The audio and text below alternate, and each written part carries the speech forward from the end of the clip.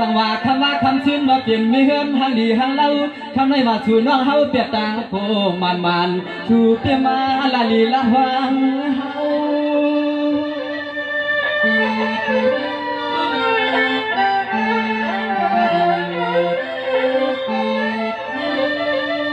นายเอาหูหนูน้องอันเกียรติผู้อยู่น้องอำเลือกนั่งน้องยิ่งอย่าปีเก้าเย้าเอาปีเฮาไหลซุ่มอลางลองต่างไปมองสู่กันนา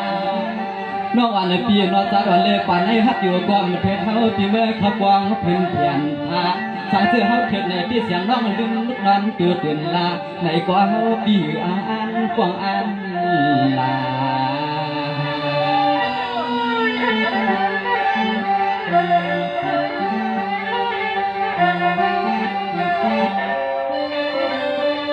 สังวานนายปวดชูใจหวานลองตาหักเฮาที่สลับเดียวทุ่งเมืองน้ำใหญ่เตี้ยมันควันหนักมาใจ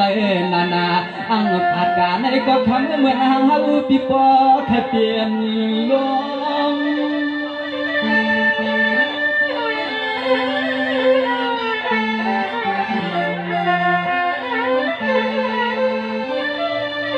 นายด้วยก่อนดูช้างเจอยินข่าวว่าเรียนนางน้องยี่ปีเฮาเปลี่ยนชาวเปลี่ยนเรือนเปลี่ยนลาวไปเลยมีก็ย้ายเมียงปันคมเตี้ยเฮาปีจวมาจวงสังปราหาที่สุดหันอันเสือ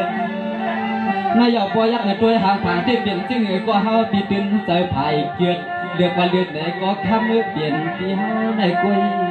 นาเลือกว่าเลือกไหนก็นั่งหืดเถิดเอาน้องเมื่อเขากว้างห่วงกว่าสังว่าคำชื่นมาเปลี่ยนไม่เฮือนหันดีหันเล่าคำในว่าชูน้องเฮาเปียกต่างโค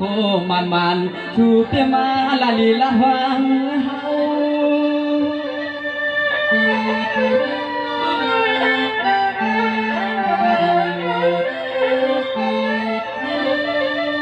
นายเอาหูหนูน้องอันเกียรติผู้อยู่น้องอำเลือกนั่งน้องยิ่งอย่าปีเก้าเย้าเอาปีเฮาไหลซุ่มอลางลองต่างไปมองสู่กันนา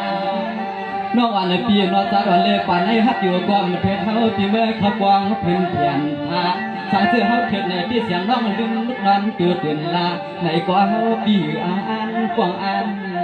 ลา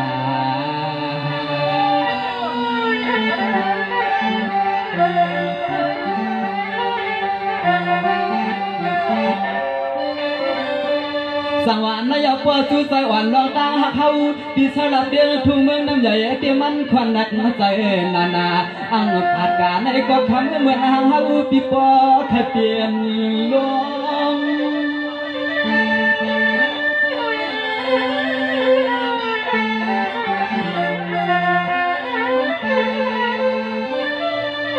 นายด้วยก่อนดูช้างเจอยินข่าวว่าเรียนนางน้องยี่ปีเฮาเปลี่ยนชาวเปลี่ยนเรือนเปลี่ยนลาวไปเลยมีก็ย้ายเมียงปันคมเตี้ยเฮาปีจวมาจวงสังปราหาที่สุดหันอันเสือนายปอยักษ์ตัวหางผางที่เปลี่ยนจึงก็เฮาปีตื่นใจภายเกียรติเลือกว่าเลือกไหนก็คำเปลี่ยนปีเฮาในกุ้ยนาเลือกว่าเลือกไหนก็นั่งหืดเถิดเอาน้องเมื่อเขากว้างห่วงกว่า